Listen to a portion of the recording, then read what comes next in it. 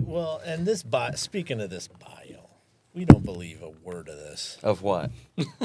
Bio? I didn't give a bio. Frank, there ain't no way that you're even, what are you, 48 years old? No, I'm older than that. We won't talk about There's that on no here, way. are we? Yeah.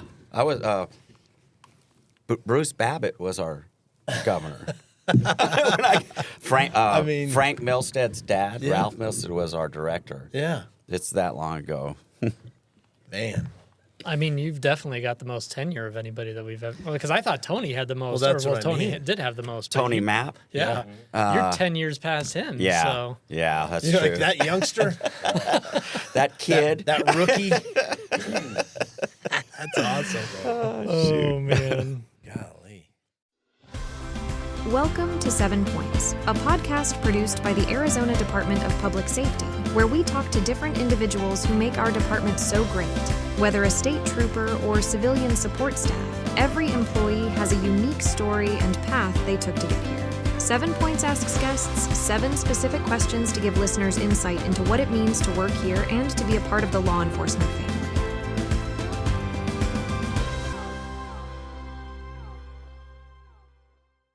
Well, let's just dive right Yeah, in I mean, here and start we are. this. So, welcome everybody back to 7 Points, another great episode produced by the Arizona Department of Public Safety Public Affairs Unit. I'm your host, Sergeant Eric Andrews, our Public Information Supervisor, my co-host, Detective Sherrod Harris, and our what we call our executive producer, Mr. Warren Trent. The brains behind it all. I don't know about brains. Make sure all the Yeah, I settings was are gonna right. say, I don't hear him though. Okay, so today, as we always say, we have a special guest. We have Mr. Frank Valenzuela, who is pretty much a living legend at this agency for multiple reasons. Oh, no, it's true. So just kind of his beginning questions. He's been here at DPS for 42 years, which is that's insane. I mean, I'm gonna date If you're myself watching here, this but- on YouTube, I already know you have questions. Because he was hired at 6 years old. Like, Right? I don't know how to explain it. I mean, I'm so. not gonna lie, that was years before I was even born. So I mean, this is a treat for me for Wow. sure. His favorite food is crab legs. Absolutely. Where do you go for your crab legs? There's a place there are actually a couple of places, but it's not necessarily like fine dining crab legs. Like Hooters has crab legs, if you can believe it or not. But the flavor, it's the flavor that I really like. But there's several places I go eat. I don't cook anything. I cannot cook anything, so I have to eat out every meal. But the best crab legs in Arizona, I couldn't tell you. I mean, you go to California, King's Fish House is really good, I have to say. And that's always a good place to go. It's a guaranteed deal. Gotcha. So, There you go. yeah. Do you ever do like the unlimited crab legs at now it's called Wecopa or whatever the casino is out there? I don't like those kind of crab legs because what they do is they cut them in half. They split them for they you. already. Yeah. And I like cracking my crab Yeah. legs. Oh, It's yeah. the experience. You want to get the nitty gritty. Exactly. Yeah. Angry Crab is a great place to go for a quick crab leg meal, and they just throw it out on some butcher paper or whatever, and just eat it. Like Salt Cellar, by far, I don't know if anybody's ever eaten there. It's this place underground. Salt Cellar, by far, has the best crab legs on the planet, but they're a little pricey, but the atmosphere is great, and they'll crack them for you, but you got to stop and say, hold on, I want to do some of this work. That's awesome. Nice. Yeah. So no Costco. No Costco crab legs. I have done that also, but you're talking about having to warm you gotta- them up, yeah, which you for me gotta- is cooking. Yes. So, right. I'm, I yeah, I can't know. do I'm that. with that. Because you don't want to boil water. I understand No, that. I don't know how. This is the man flying me in an airplane. Nothing to fear here. I have a story for that too. So, favorite movie, very fitting, Top Gun. Of course. Which Of course. that's fantastic. So, and what are your thoughts on the new one, the Maverick? The new one's amazing. Yes. It's outstanding. I don't like that they they didn't use actual flying shots for the whole movie. Right. But it's a great movie. The first one, when it came out, actually did something that a lot of other movies couldn't do. They went through a lot of trouble to get actual flying scenes in the air. And it gave people the opportunity to see what these fighter pilots are doing up in the air. It's amazing. It's not just straight and level flying. They're flipping over to going upside down. And then plus they've got adversaries that they're trying to shoot down and things like that. And the storyline was great, but I liked it because it showed the public what naval aviation is really all about. Yeah. And that was exciting for me. That's awesome. Yeah. Nice. Favorite sport, football. Yeah, that comes from us working the Cardinal games and the SU games. And I used to be assigned to the field, and I had the best seat in the house. Right. Even though you're not supposed to be watching the game, nobody notices right when the play is being played. You just cheat and look, or you watch the Jumbotron. But there's a vibe at every game, and I think that's why people like to go and watch the games. But our affiliation with the Arizona Cardinals and Arizona State University has given me the opportunity to really love football, and it's an exciting sport for me. And once you get to know what these athletes are doing, what they go through to do their job, it makes it even more. It's incredible. They're incredible athletes, and I just love every play. You never know how it's going to turn out, and that's what makes it so exciting. Nice. And then your hobbies, horses. I wouldn't have guessed that. Dining, but flying. You fly a corporate jet for a family on the side. That's I do. And pretty cool. The difference is I've known law enforcement my whole life. I do have 42 years in the box, and so this is all I've ever known. But it's also work. This is my job, and this requires work. A lot of thought goes into it. The flying aspect of it is even more difficult now that I'm a supervisor. But on the side, I fly for a very wealthy family, and it's so different than Arizona state government. We travel with DPS, and we have maximum rates that we can go to a hotel, and we're limited by how much we can spend overnight. I go fly for this family, and they pay for everything. I mean, that's how the corporate world works, the private sector. And for me, it's kind of a hobby in the sense that I get to go and fly a family, go to a destination outside of Arizona, and just literally enjoy myself at their expense. So I'm living their dream through them at their expense. But I love flying. I love flying. I love flying different aircraft. And for me, when you say, well, it's a hobby, well, it's my second job, so to speak. I don't have a lot of free time because when I'm off DPS, I'm flying for them. And so it is kind of my hobby. I wouldn't do it. Yeah, they pay me. Right. There was a day early on with that family that I did it for free because I just love flying so much. Yeah. And so it's turned into, it's a second job. Horses, I love horses. I love, I team roped for several years, hung out with a bunch of cowboys, and I love the cowboy lifestyle. I like to think that I'm a cowboy at heart, but they call me a drugstore cowboy when I show up, and that's okay. But those are. I eat out because I can't cook, and I call it a hobby because there's a little bit of planning that goes into where am I going to go today, And so I like trying different foods and doing that sort of thing. So people watching probably is really the reason I go. For sure.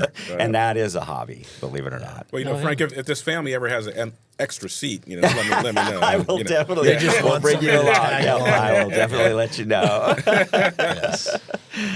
Well, I've already learned way more than I was expecting to learn. So for our viewers, Frank here being basically the chief fixed wing pilot for our agency, he has flown both myself and Sheridan. Have you flown with him? I have not. Oh, okay. I haven't my had the pleasure. goodness. So he's flown Sheridan and I. We got an extra few minutes. I'm just There you go. Multiple times we've gone Yeah. up, especially as detectives. Kind of the nice thing about being in Special Investigations Unit here is we would respond all over the state. And if it was kind of north of Prescott or south of Casa Grande, we're making that call to Frank. Hey, can you guys available? Can you guys fly us? Because we'd like to not spend hours driving. So, Right. We've always appreciated your guys' service. Well, And- thanks. We're happy to help you out. Absolutely.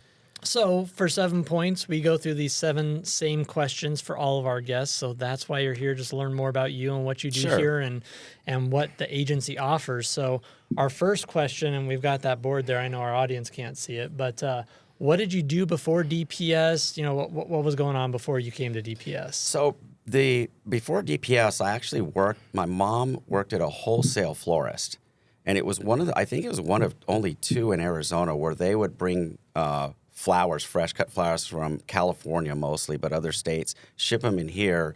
They had a warehouse operation, and they would send these flowers out to all the florists in Phoenix, actually in Arizona. And of course, because my mom worked there, I got a job there. And at 16, 17 years old, I was operating a forklift, unloading trucks on pallets, flowers on pallets. It's huge boxes. Yeah. And then I would help with like a late delivery. I'd just throw it in this. And my owner had a beautiful Bronco, and I'd throw it in there, or throw the deliveries in there, and take them to where maybe that got missed. I wasn't a delivery driver, but I did odds and ends, all kinds of work at this wholesale florist. And at the time, DPS had an Explorer program, which is kind of sponsored by the Boy Scouts, but it gives you an opportunity to see what law enforcement does. We met once a week here at the compound at DPS, and we wore the same uniforms, believe it or not. Back then, things were a little different. Gun belt with nothing on it except a flashlight holder. And every week, somebody from a specialty unit would come in and give us an hour class on what they do.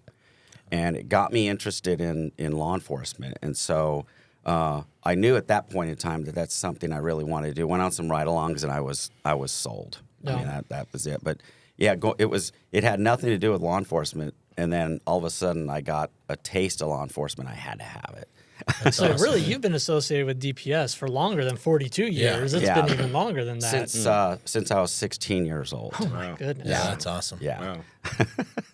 Wow. So you did grow up here in Arizona. You're born and raised I here? did. I was born and raised just miles from here, actually. Same zip code, West Phoenix. Went to Carl Hayden High School. And I was born and raised right here. Things have changed dramatically. Just but a little bit, yeah. Yeah. But yeah, I'm born and raised here in Arizona. I love it. I don't know that I would live anywhere else, actually. Wow. Yeah. Wow. So did you mentioned you like Top Gun because Naval Aviation. Did you go into, were you a part of Naval Aviation? Never. or- No. My father served in the Korean War, and he raised us to appreciate the military, veterans. And during that period of time, he had a job out at Luke Air Force Base. And so every chance he got, he'd pull me out of school, and I'd go down there and hang out with airmen, pilots. And it just made me appreciate what they do even more. Yeah. And then so being on the flight line and watching these guys at work and take off and do the things that they do, I'm like, the people outside of this base have no idea what these kids are doing. And I was younger than them at the time. Right. And it's just always, I love military aircraft. They do stuff that our King Airs here at DPS cannot do. And I thought, We should try next to no. I'm just kidding. I'll delay flying with you guys. That's okay. Do a barrel roll Right. in the King Yeah, Air. we'll try it one time, and that'll be it, I guess. Yeah, and then next time I come here, we can talk about internal affairs. Probably go, Exactly. It's funny that you bring up, that they're young. The military pilots are super young, and they're training. They're expected to reach milestones very quickly. Absolutely. In their training. Absolutely. Like as far as hours go, I know that's yes. kind of how you guys equate things. Yes, and they're very competitive. They're Yep. competitive within their own squadron. They're competitive within their own unit. It's a very competitive atmosphere, and they're just trying to make them the best in the world, which they are, absolutely. It's they a are. very successful type of training. Right. I got talked out of going into the military by those very people because back then they were like, all we do is train. You'll never go up against the enemy. We're never going to have a war. Vietnam was over. Yeah. And there wasn't even a hint of an Iraq war. And I'm like, go private, go commercial, go Go stay clean, because all we do is train. And I'll never forget that. And I wish I wouldn't have listened to him, but I don't know if I would have survived in the military, honestly. I'm sure you would have, but that's awesome. Yeah. So, yeah, that's why Top Gun, when it came out, it was awesome. It was Yeah. an amazing movie. Yeah. Well, as almost always happens in our podcast, if we have regular viewers, you see this all the time. We ask the first question, and then the next two questions basically get answered, which is, why did you want to become a police officer? You kind of covered that. But what specifically about your experience in the Explorer program was like, man, I have to have that? That's easy. So the ride-alongs that I went on, and I didn't know if I wanted to be a DPS officer or a Phoenix PD officer, and so I actually applied for both, and got a letter almost the same day. I got hired as what's called an officer trainee here at DPS. You're not old enough to be a police officer, so there's a little bit of my 42 years. Yep. But you have to apply and go through the same program that a sworn officer goes through as far as the background, polygraph, everything. And if you make it, then they give you a job in one of the districts doing gopher work. Yeah. But you're right along once, I think it was twice a month actually, and you do all this work for DPS.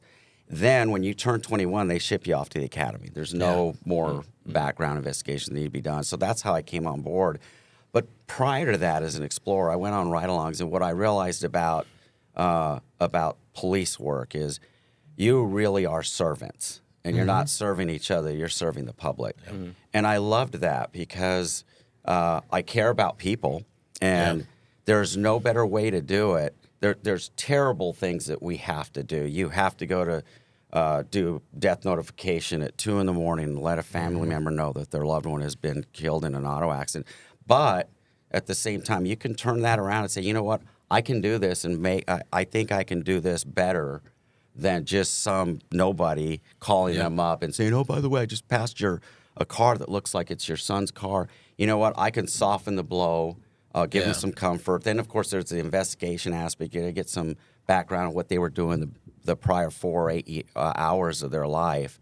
And you spend time with the family. And I hated that. It was the worst thing you could do. But I'm glad I was able to do that. And it's just all about helping people. Yes. You know, and so that's really what kind of put the hook in my mouth. Yeah, to want to that's be a police awesome. officer.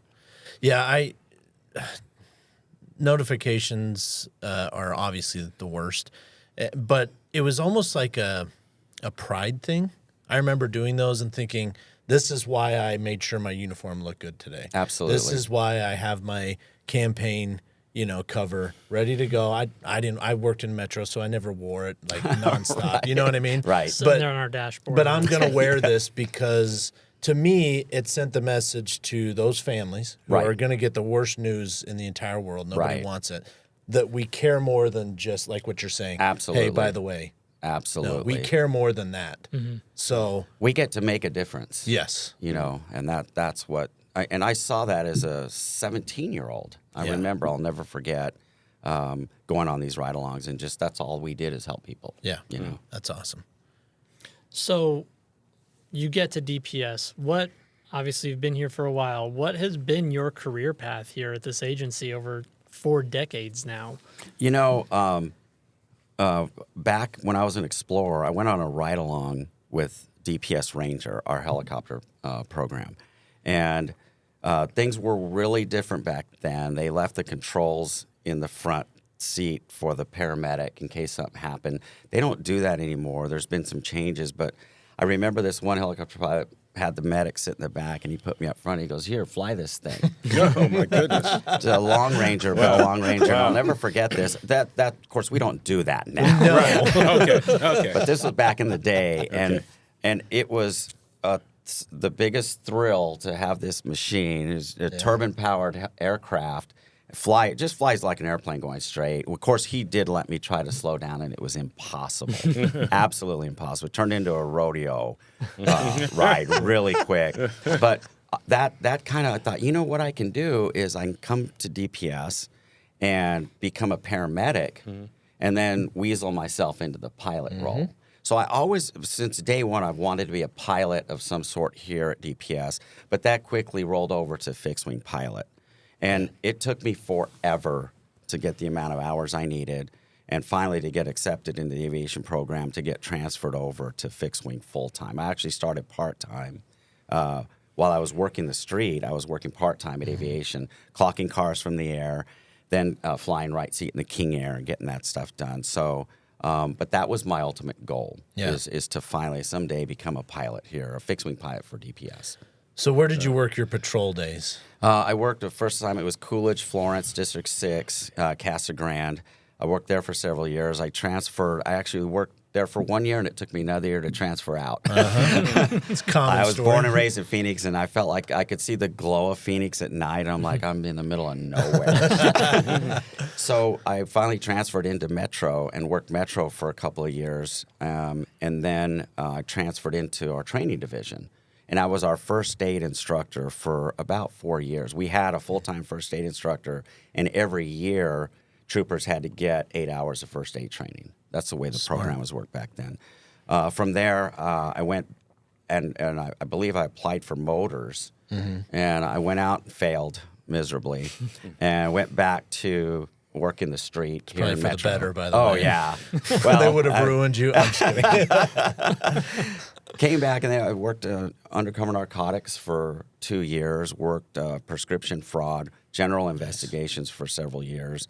And then I went back and I tried motors again, and believe it or not, I made it through and became motor officer. So I worked motors for 3 years, left, back for 4 years, left. And that's when I got a job, which was one of the best jobs I've had, was the media relations officer here at DPS. And I did that for about 4 to 5 years. Nice. And that was awesome. I've never known any of those. Yeah, no, you got to watch those media people. Yeah, Yeah. Oh, yeah. Media relations. That sounds sketchy work right there. Fun times. Well, he loved it so much he became a fixed wing pilot. Yeah, exactly. Yeah, I've got to like- get away from this. Suddenly, I feel like an outsider.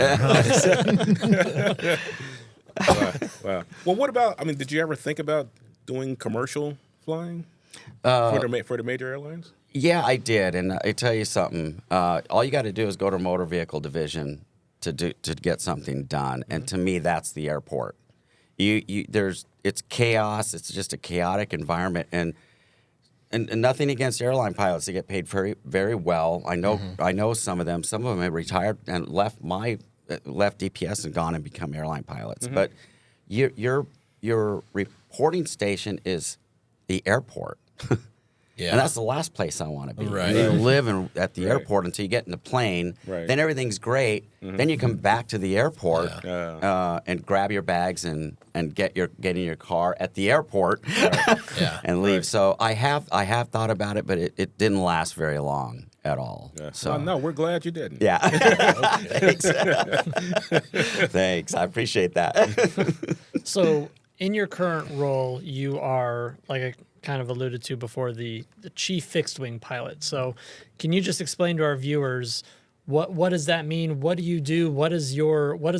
We've already had we had Mike Snyder on for the medics, and actually later today we're interviewing Kanan for the Ranger pilot side. Okay. But for you on the fixed wing, can you just explain to our viewers what is your guys' mission? Sure. So, aviation, we have helicopters and fixed wing aircraft. Everybody knows about the helicopter program. They're out there doing ridiculous things, saving lives, search and rescue, doing the law enforcement stuff. So they get all the attention. We operate fixed wing aircraft, and we transport state officials. We primarily, the governor, when our security detail determines that it's safer to fly the governor somewhere, in this particular situation, it's Governor Hobbs. If it's safer to fly her, then we'll fly her to their destination, and then they'll handle it from there, and then we fly them back. But we also fly other dignitaries. We fly our own personnel, our law enforcement personnel, quite a bit. ADOT, any state agency that requires Arizona is a huge state, square mile-wise, and it's very rural. And so you could send somebody up to Kiko's Movi up on the reservation, the Indian reservation, and they're going to have to spend the night somewhere. And so we eliminate the cost of overnight stay, travel. We get them there and back in the same day. And so that's primarily what we do. We support our own people within the agency, which is really supporting other agencies within the state. we just recently had a bomb, had to transport our EOD people up to Page because they don't have the resources to do the kind of sweep for the bomb that our people did. And so we fly them up there, they take care of business, fly them home. So we're supporting actually every agency in the state, even though people don't recognize that. We're not in the limelight. We do it every day, basically. But that's pretty much what we do. When I tell people we have airplanes at DPS, they're like, "What for?" And I'm like, "It's just that we do a lot. It's a lot of work." So that's. Yeah, I think like you were talking about the size of the state, people don't realize really how big Arizona is, and I mean, even what we consider a quick drive to Flagstaff, that's still a 2-hour drive from Phoenix. Whereas with you guys, we're less than an hour in the air. It's 30 minutes. Yeah, it's pretty much 30 to 40 minutes anywhere in the state. Right. Basically. People think, oh, well, isn't it expensive to operate an airplane? Well, yeah, but like you said, that's saving us the gas money on the vehicles, the time that we're spending. Because if we're not flying, and I'm having to drive to Kingman, I almost guarantee you I'm getting overtime that day as a detective. Whereas with you guys, I can be home or I can be there and back in less than half a day and get everything done. So it really is a cost savings. And there's situations that occur that nobody really thinks about that have a huge impact. If we have an officer involved shooting up in Kingman and the officer's been shot and is injured, our executive staff wants to get over there to show that they are supported, not just the officer, but his or her family as well. And they want to show that we're there to support them. We need to go down there. We need to be there and let them see us so that we can see what their needs are and take care of them. So a lot of times that phone will ring, at 4 a.m, and if Colonel Glover needs to get to Kingman, we will call 2 pilots out, get the plane ready, and fly them. And you have no idea what an impact that has on morale, let alone the family and the officer. Even if it's just an injury, knowing that you've got support from the top down is everything. We love that role that we're able to play in support of that mission. And kind of on the same note there, not talking about your mission, but talk about the equipment that you guys have. What kind of planes do we fly? What do you guys have? So right now we have 2 King Air. It's a jet turboprop aircraft. We have 2 of them. We have a 200 and a 250. And basically, you can't get anywhere in the state in less than an hour from Phoenix. It seats 9 people comfortably, but it can be tight depending on the size of troopers you've got in there. You got the SWAT guys in there. But by no means is it luxurious travel. These airplanes are designed to carry people to remote. We could land on dirt strips easily, but we don't. It tears up the props. But those are the 2 primary aircraft that we have to transport people around the state. Yeah. Well, and the King Air, just to appeal to all the airplane nerds out there, the King Airs are workhorses. Oh, yeah. I mean, that thing. It's bomb-proof. Yeah. I mean, golly, those things are great planes, just from a reliability standpoint. But absolutely. And it seems like it's fun to fly. It is absolutely fun to fly. It's older technology, but it's solid technology. And it'll do whatever you want it to do. If you need to slow down, you may go really slow. You can land on short strips, or you can just enjoy taking off out of Sky Harbor, which is a very long airstrip, and just relax during that takeoff. But it's our pilots go. So I'm the supervisor of our fixed wing air unit, and our pilots go to training every 6 months because we have such good weather here, and we avoid the bad weather during monsoon, which we're able to do. But to shoot an approach going into somewhere that's got low ceilings, rain, and we need to get detectives in there to maybe help with an investigation. We have the training that we've received every 6 months in the simulator that we can just execute in real time. That's awesome. Yeah, we've got some really dedicated, quality pilots here at DPS. Yeah, I listen. I trust you guys all. I love flying on King Air.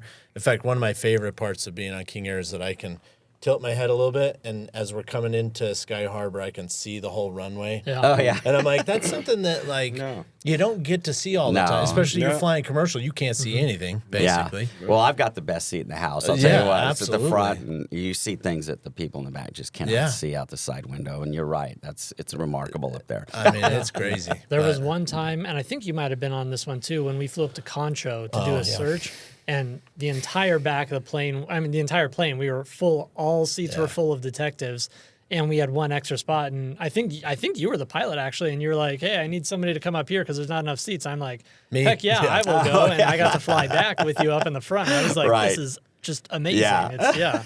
It's something like you said, you don't get that. Right, And I think right. it's important for people to understand, like you said, this is not like, a Gulfstream jet, in the No. lap of No. luxury. Like, it is comfortable, I'm not going to lie, but it is not like an insane, No. celebrity Yeah, airplane. it's not what Absolutely. people think of when you think Yeah. private jet. That's Yeah. not what people are thinking of. No, Exactly. no one's come to serve you, No. refreshments. Yeah, you have to get that yourself, Right. or bring your own Exactly. lunchbox. Yeah, bring your own.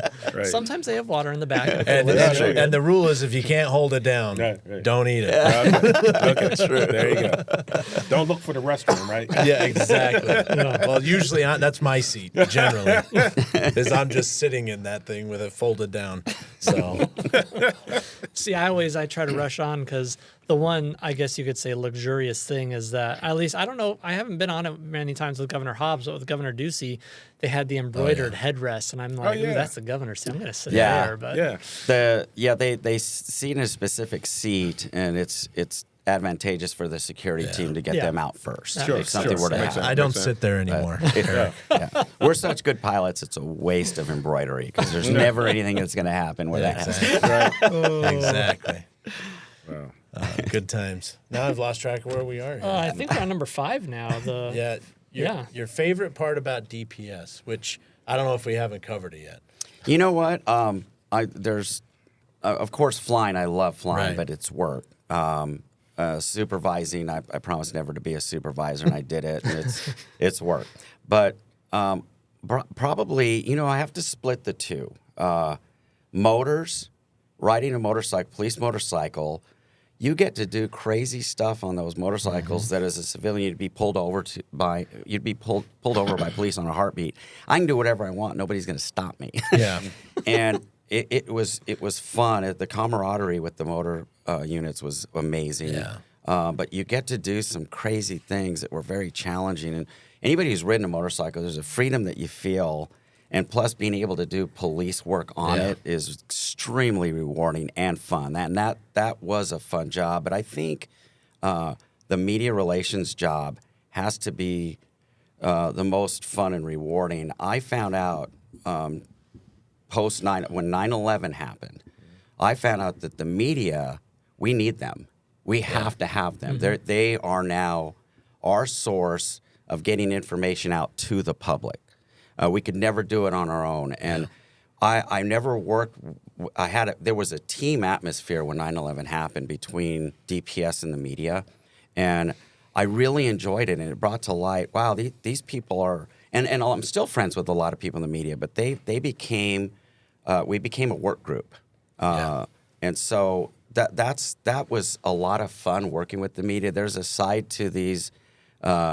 To these reporters that you don't get to see, and right up till it's time to do your live interview, they're just talking and playing and goofing around, and then all of a sudden it starts and you go into serious mode, and I'm like, Showtime. It's how do you switch like that? Right. But to be honest with you, they taught me a lot on how to do a good interview and how to do my job, because they'd cut and say, you know what you should do if you're trying to say this, blah, blah. And I just learned a lot from these veteran It was a fun job, and I got to go to their morning meetings, 3, 5, 10, 12, and 15, and interact with them and listen to what they thought news was. And it gave me an idea. This is what we need to do. And so, but most importantly, the best part of this job as a media relations officer was I got to showcase the extraordinary work that our people do.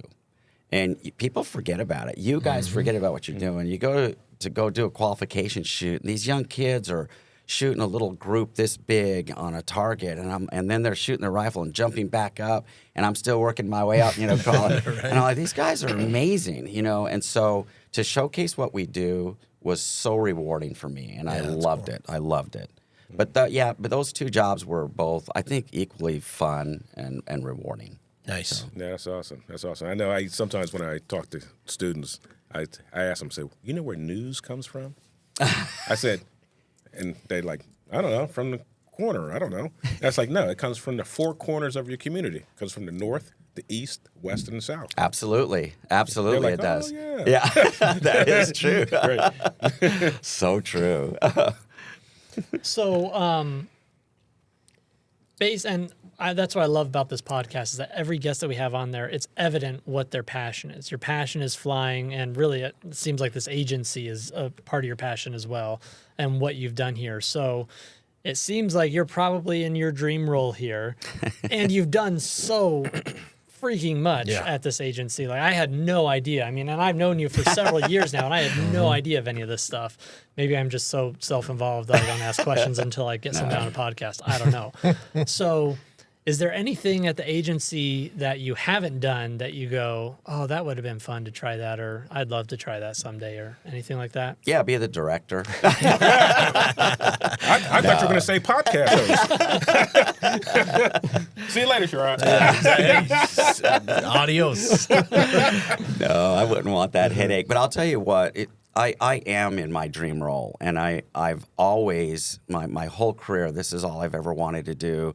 The supervisor part of it isn't, but the flying aspect of it is. That's just all I've worked towards. And there's been so many people that have helped me get there that are no longer here. Some of them are still here, but I wish there was something else. I've had the opportunity to try other jobs. I've helped out with the governor's security, which I think is a really great job. I've helped out with like SWAT. I drove the tactical vehicles, the Bear and the Bearcat, for them for several years. Once again, having the best seat in the house. And I was going to say. Ordered to ram a garage so the guys could gain access. And I've done a lot of things, but this is by far the best job in the agency for me. Mm-hmm. It's fun. I've always believed that if you're not having fun doing your job, then you need to go find something else to do. Yes, it's work. Yes, it's a job. But I have so much fun at work outside of the administrative stuff I have to do. And this has been my dream, and I'm living it. Mm-hmm. And so I really can't think of anything else I'd rather be doing here at DPS. Nice. Be willing to help out, but no, not full time. So one thing I forgot to ask earlier. So if there's somebody out there that goes, oh man, I'd love to fly fixed wing for DPS, and they want to be a trooper, whatever the case is. What if somebody's saying that right now to themselves, but they don't work here? What is the path that they should take? We require a significant amount of hours. The people we fly and our missions we fly, we've never had a serious incident with any of our aircraft, and it's attributed to the pilot's experience and training. We require entry levels 1,500 hours. The number of hours you have to have at DPS is probably exceeds what you'd have to go fly for regional airlines. Yeah. So that's where they're going. There's more money. Yeah. But you have to have still, if you don't have that servant heart, if you don't have what it takes to serve the public, this is probably not going to work for you, because we don't pay what the airlines pay. Right.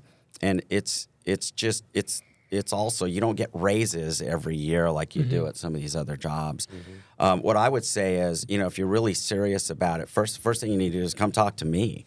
Come down and come see our airplanes. We'll take you on a flight, see if it's something you'd like to do. The good thing about our job is you're home every night, and for a pilot, that's awesome. We go, and sometimes we do overnights, but very seldom. You're home every night. You work in a fantastic atmosphere, and we fly great equipment. Our aircraft are well equipped when it comes to avionics. And so do what it takes to get your 1,500 hours, whether it's go to a flight school, become an instructor, build your time, get a job, maybe doing something else. There's so many jobs out there that you could do to build time. But that's what we look for, is people who have the hours and the experience to come over and work for us and have the ability to adapt to this is law enforcement. It's a law enforcement. We don't close on the weekends, and neither does the air unit. Right. And so that's a culture change for a lot of people, and they just have to be willing to make that change and do that. But I did it, and it's expensive to fly. It's expensive to get all your ratings, but once you get it done and pay your dues, we would gladly look at anybody who meets our MQs for sure. Nice. Yeah, it's like you said, we don't pay what the airlines pay and stuff, but this is a spot for somebody who wants to be in public service, who wants to do exactly what you've explained here.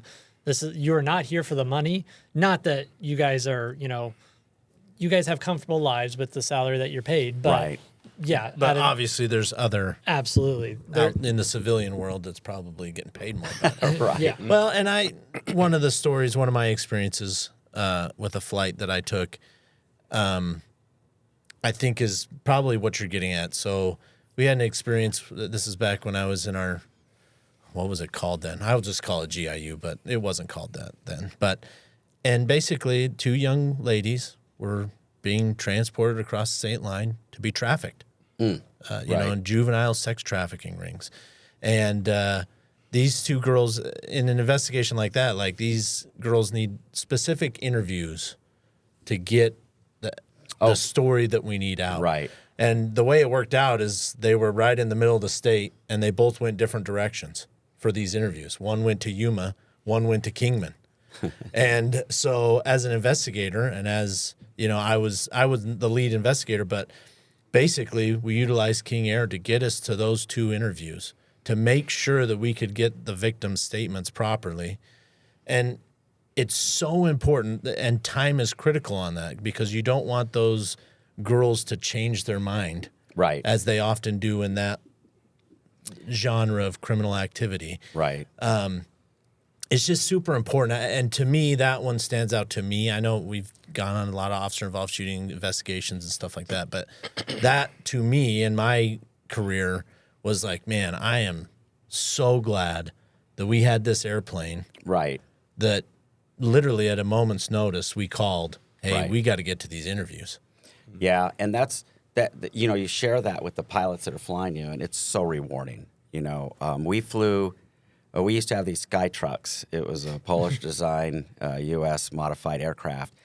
I remember flying. I was asked to fly 2 police motorcycles, DPS motors, and 4 troopers to Riverside to attend a funeral of I believe it was a California Highway Patrolman that had been killed in line of duty. And I'm like, these airplanes, it's supposedly we can do it. We loaded the 2 police motorcycles fully dressed in the back of this airplane. And we took 4 troopers, tied everything down, and headed out there. And the pilots the reward was amazing, because DPS got to represent the state of Arizona in California, where there were Canadian Mounted Police there, and that's really important. And it's every little mission that we do, just like that one. We don't ever see the end result, but we know we're making a difference, and that's what's so important to our pilots, to be able to participate in something like that. Wow. Yeah, absolutely. Well, the best part is usually our last question, and with your time on, and with all the areas this you've better worked, be a good one. I'm sure you're going to have some good ones, but give us that trooper tale, whether it's a funny or embarrassing story. Just something, a good story to share with those of our listeners and viewers. It's hard because I'm kind of a jokester. It started in the academy, and I made my academy days the most difficult by pulling a prank the first day I was there, and it didn't work real well. And I believe they were trying to get rid of me the entire time I was in the academy. So I just made my life more miserable. But I became a motor officer. It was a natural talent for me, so they allowed me to become an instructor, a motor instructor. And we went on a long ride, and I had a Yuma PD officer and a Tempe PD officer that we were training to be motor officers. And what this was for, so they learn how to ride side by side. And we go all over the state, Globe, Roosevelt, up to Payson and then back down. You leave early in the morning, come back late at night.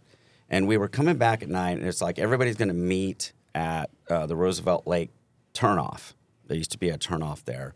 And one of the officers will have his wigwags going so we can see where they're at. We'll all group up there, and then we'll all ride into town together. And I think that the time there was probably about 20 officers total, an instructor paired up with 2 students. And my guys had worn me out. One talented, one not. And instead of riding side by side, they'd separate and start going single file. And I have to stop them and say, hey, this isn't what we're doing. We're riding side by side. And I had finally had it with them. I was so frustrated. We're coming down the hill, and they go right past the turnoff. And I'm like, forget it. I'm done. I'm not. You know what? I'm done with these guys. How can you miss these wigwags going on this police bike? And so I pull into the left turn lane, and I'm like, they're not troopers. They don't know how to work on a highway. They're going to turn around and come back the wrong way. I need to go get them. And so I give it the gas. They had just chip sealed the highway. And where the lane marker is for the left turn lane, there was a gravel pile strip there. And when I gave it the gas, I was probably going about 45 miles, 50 miles an hour. My rear tire broke loose and started swaying, and I went down. Oh. And it was, if you could, I put on a hell of a show for these guys. So sparks going everywhere. But it was so embarrassing for me because here it is, I'm an instructor, and I'm training these guys, and I go down, and I end up, there was a semi coming, and that's what I was trying to beat this guy. And all I could hear was the brakes locking up on this guy. And I kept running, but I could tell I was injured. And I land against this berm, and I see flashlights on the other side. They were trying to find me. Wow. And I go to reach for my radio, and it's gone, and my clavicle's broken. And I'm like, oh, my gosh. And so they finally come over and find me. And I had taught all these guys first aid years ago. Mm-hmm. And they're like, are you hurt? And I said, yes. Like, well, tell us what to do. You're the first aid guy. And I'm like, I'm going to die here on the side of the road. Wow. And the training I gave these guys never sunk in, you know. And I immediately elevate my feet. I said, I can't go into shock because I need you guys. I need to give you instruction. But I said, I need a helicopter, ironically. And we don't self-initiate a call like that, but we did. And the helicopter came, and I was transported to John C. Lincoln. And I was like, this is the most embarrassing thing. I hope this doesn't, because it was remote, nobody will know about it. We land, I go in the emergency room, and there's 15 state troopers standing there in uniform waiting for me. Yeah. And I'm like, oh, how did this get out? Well, as it turned out, there was a guy that had surgery, one of our troopers, and they were all there to see him. And then they go, hey, one of your guys is flying in. And it's not a funny story, but it was probably my most embarrassing moment because here I am, the expert rider, going down in front of everybody and all the students. And I'll never forget the 2 guys coming back, and they felt so bad, almost crying, actually. But I do have a lot of funny stories, but they're probably, violations of policy. All the good stories are. Yeah. So, but that was one of my most embarrassing moments in my entire career, and I have never been able to live it down. Of course, you're reminded of moments like that constantly. Right. But you know what they say about motors, isn't it? Not if you crash, but when. Absolutely. You're gonna crash. And I've crashed twice, and it's never involved another vehicle. So that's it's good. Just me kind of pushing the limit of the bike. You can't do. I mean, crashes are part of life in, they are. our agency. I mean, I've been in several. Mm-hmm. I don't even know how many off the top of my head, but have you been in one? Oh, one. Yeah. Well, and it's one of those things I tell people all the time because they're like, oh, you guys get in car wrecks. I'm like, yeah, we drive all the time. Yeah. That's literally all we're doing is driving, especially in patrol. You are literally 10-8, your start time, driving all day. Eventually, something is going to nip you in the butt.